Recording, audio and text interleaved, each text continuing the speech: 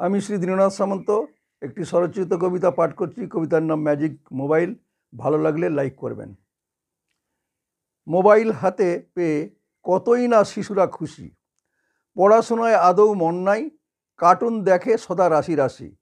Mobile হাতে কিশোর কিশোরীদের কতক মজে পরস্পরের প্রেমে, আবার কেহ রাত্রি জেগে মশগুল থাকে নানা গেমে।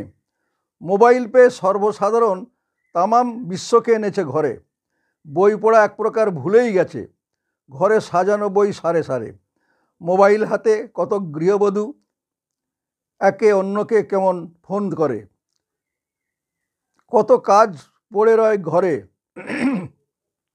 সেসব নাই তাদের নজরে। অনেক গৃহবধূ আজ পরকীয়া, স্বামীতে অনীহা, মন নাই সংসারে, বাইরে ফোনে প্রেমিকদের নিয়ে যত ফুস্তি নুস্তি কামাই করে।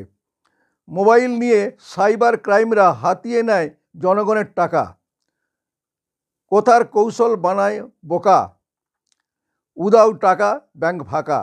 কত যুবক যুবতীর লোভে খেলে গেম, আমির থেকে ফকির হয় একেলে। যেমন মোবাইলে যত মন্দ কাজ হয়, তেমন আবার অনেক সুফলও মেলে। ধন্যবাদ।